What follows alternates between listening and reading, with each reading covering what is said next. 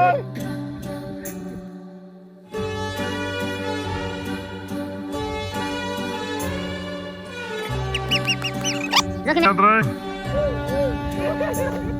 guys, हामी चाहिँ कोलारो सेलिब्रेटको पछि हेलो गाइज रेडियोलाई हामी प्युठानको नौ बहिनीको नम्बर 1 टप टुरीमा कतिबेरमा चाहिँ हामी यति बेला भ्रमणको लागि जान लागिरहेका छौँ। हाम्रो साथीहरू देख्न सक्नुहुन्छ तपाईँहरू कलाएर रमाइलो गर्दै हिँडिरहेको छौँ। यति बेला हामी लिगातिर आइपुगेका छौँ है त। यति बेला हाम्रो साथीभाइहरू रमाइलो गर्दै गर्दै यहाँनिर आइसक्नु भएको छ। के छ दाजु, के छ सुपार दाइ, साइकल मामा? ल है त हाम्रो यात्रा हुने निकै नै रमाइलो होला जस्तो लागिरहेको छ है त।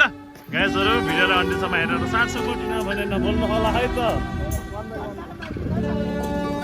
ल है त गाइजहरू हामी यता चाहिँ फाइनली सोलिबाङको खोलामा आइपुगिसकेको छौँ। बाटोमा आउँदाहरू चाहिँ यसरी टिप्पर चाहिँ यहाँ टिप्पर चाहिँ बाटो अवरोध गरेको रहेछ, यसरी ठोकेको रहेछ। यहाँनिर बाटो पनि अलिक जोखिम रहेछ होइन। त्यसो त अनि बाटो बाइक निस्किन्न बाटो गाह्रो छ।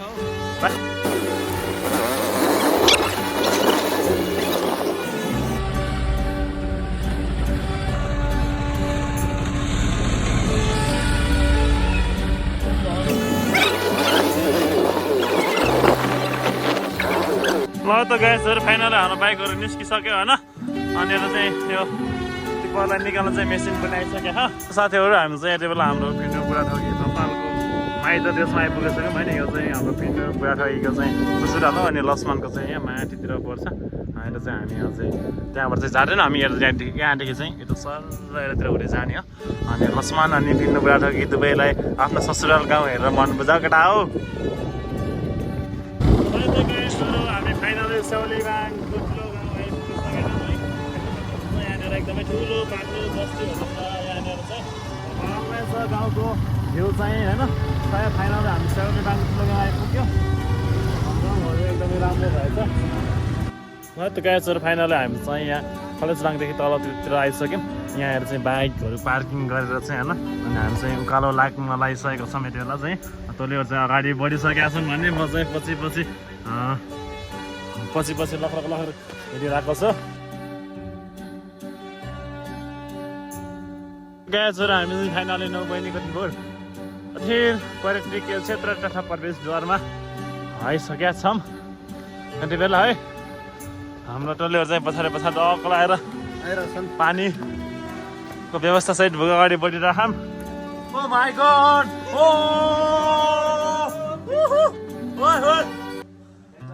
ओ माई गॉड। ल है साथीहरू यहाँबाट बाटो रहेछ है त finally. Oh my God, oh my God, हेर्नु यस्तो डर लाग्दो भित्र आउँदाखेरि। यहाँनिर सिडी पनि रहेछ है त। ओहो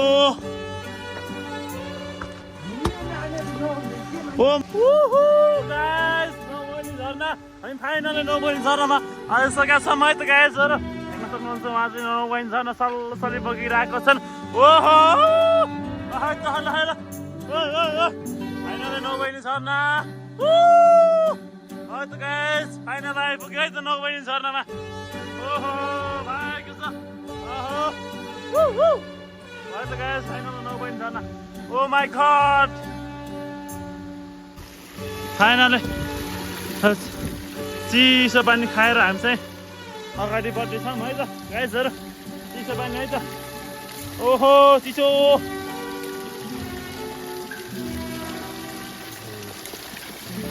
है त गाइजहरू फाइनल पानी पनि खायो। हजुर उकालो बढ्ने तपाईँहरू यहाँ ठुलो पहाड छ होइन। यो पहाडबाट चाहिँ यहाँनिर चाहिँ पानी उम्रिरहेको छ। कहाँबाट उम्रेको छ थाहै नहुने गरेर यसरी पानी चाहिँ उम्रिनु भएन है त। ओहो गाइजहरू हामी फाइनल चाहिँ माइकल लगाएको छ। नौ महिने गुफा ल केटाहरू पनि गइसके खान माथि। ओहो हेर्न जाँदैछु भित्र है त। यहाँनिर चाहिँ भेटी चलाउने सिस्टम रहेछ है त। मैले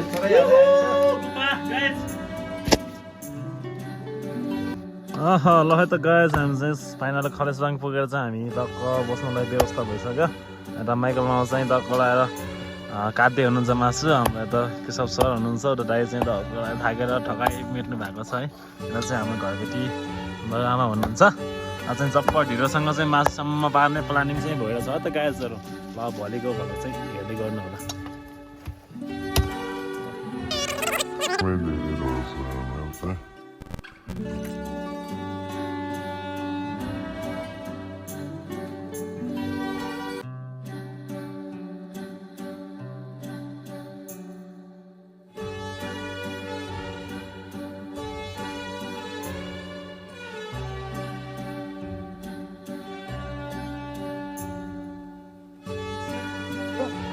हेलो गाइस, ल है त हामी बिहानको यात्रा 4 बजीतिर हामी यात्रा सुरु गरिसकेको छौँ। यहाँदेखि चाहिँ खलेसँगबाट हामी हिँड्यौँ है 4 बजीतिर। ल हो यात्रा चाहिँ जाडो भइरहेछ, राम्रै भइरहेछ है।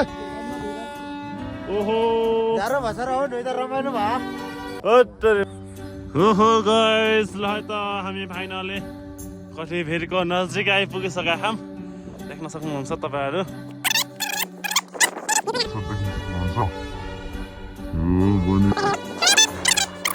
ल है त गाइस, हामी चाहिँ कटिभेरको अन्तिम अवस्थामा आइपुग्नु लागिसकेका छौँ।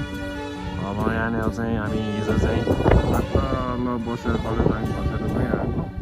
अनि अहिले चाहिँ हामी यहाँनिर आइपुगिसकेका छौँ होइन।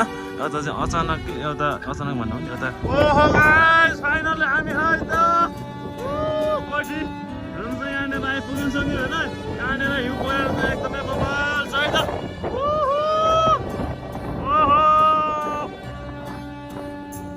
गाइसहरु फाइनल हामी कोटीको नजिक आइपुगिसक्यौँ। वहाँ चाहिँ हाम्रो ओ माई गड बवाल दिन्छ है त गाइसहरु। ओ माई गड हुइले यहाँतिर कोठी भरिएको छ होइन, बवाल छ है त। तपाईँहरू पनि आउन सक्नुहुन्छ। यो बेलामा एकदमै हिउँले भरिभराउ सुनमा सुगन खपे जस्तो कुदो रहेछ यहाँनिर है त गाइस। हेलो गाइस, हामी चाहिँ फाइनल आइपुगेर चाहिँ हामी नास्ता खान लागिरहेछौँ होइन। हाम्रो अल्जन साथीहरू चाहिँ बिस्तारै पनि यहाँनिर आइपुग्नु भयो। र माइकल मामा पनि आइसक्नु भयो।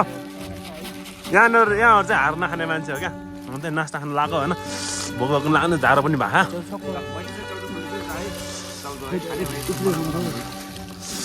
ओहो हामी नास्ता खान लाग्यो। अब कोठी त्यति नजिकै हो, त्यही हो न। हिउँ बबाल परेको छ होइन। सो गाइस, हामी चाहिँ कोठीमा चढ्दैछौँ। हिउँ चाहिँ एकदमै बबाल परेको छ, देख्न सक्नुहुन्छ है। ओ माई गड खाएछ त गाइस। ल है एकदम हामी जोखिम यात्रा गर्दैछौँ। ओ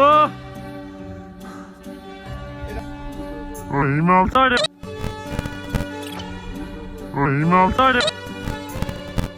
है त गाइस, हामी चाहिँ फाइनल कटिभेरको टपमा आइपुगिसक्यौँ। अब अलिकति बाँकी छ। हो त्यो सीताराम हो, त्यो चाहिँ दरले चाहिँ फर्किसक्यो होइन। सीताराम त दरले भागिहाल्यो। अब हामी चाहिँ यता दाइ हुनुहुन्छ, यता अर्को सुबारे दाइ, अनि यता चाहिँ हामीले अर्को भएर चाहिँ अगाडि बढ्दैछौँ है त। माथितिर गडाएर पनि छन्। दराएर भाग्यो त्यो मुला डर्सेर है त गाइस। हामी यति धेरै कठिन यात्रा गरिरहेको छौँ। हामी यति बेला क्रममा फाइनली यता हिउँ परिरहेको छ, हिँड्न गाह्रो छ। अनि झर्नेले कसरी हो त्यो समस्या भइसक्यो हामीलाई। अनि यहाँनिर चाहिँ तलदेखि दरमाउन आँखा नै रिङ छ, रिङ गर्छ। पाँचजना अब त्यति बाँकी छ, त्यति यहाँनिर हो जाने चाहिँ त्यहाँ मन्दिर जस्तो देखिन्छ यही ठाउँमा। अन्त नजिक आइसक्यौँ। तर यहाँ त गाइस अब त्यति नजिक छ है, नजिकै छ। तर यहाँनिर चाहिँ जोखिम छ एकदम, निकै गाह्रो छ नि यहाँ। ओ ठक्कित भइसक्यो हामी सबैजना। ल त गाइस, हामी फाइनली कटिभेरमा चाहिँ कटिभेरको चुचुरोमा चाहिँ आइपुगिसक्यौँ। यहाँनिर चाहिँ हाम्रो साथीहरू हुनुहुन्छ है। कटिभेरको चुचुरोमा यो एकदम सङ्घर्ष है त। जो त मान्छे आउन सक्दैन नि, फेरि सक्दैन। एकदमै जोखिम छ यात्रा। बहुत गाह्रो भयो। हो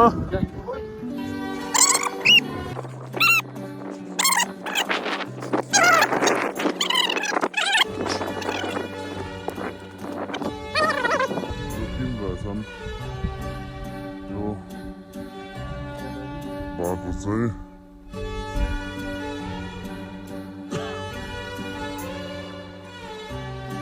फाइनली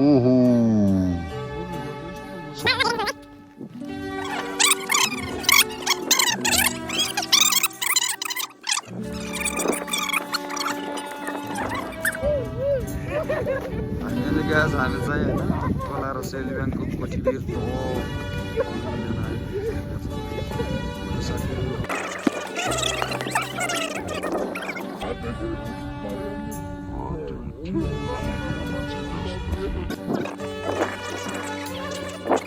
ल है त गाइजहरू हामी चाहिँ फाइनली पुगेर त्यहाँ पुगेर चाहिँ कोठीमा पुगेर चाहिँ हामी टपमा पुगेर चाहिँ फर्किन लागिसकेको छौँ है। अब हामी चाहिँ चाहिँ बिस्तारै हुन्छ किनकि यहाँनिर चाहिँ हाम्रो हिउँहरू परिरहेको छ, त्यही भएर चाहिँ एकदमै जोखिम यात्रा छ। हामी चाहिँ बिस्तारै बिस्तारै हिँड्नुपर्ने अवस्था देखिरहेको छु। हेर्नु न बाटो कस्तो छ बाटो, अनि हेर्नु न यता पनि डाँडा उता पनि डाँडा।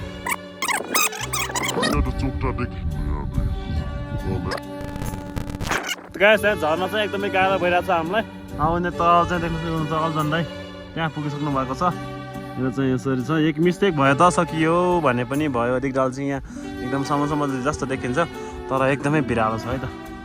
यता झन् ल त हाम्रो टोलीहरूको झर्ने अवस्था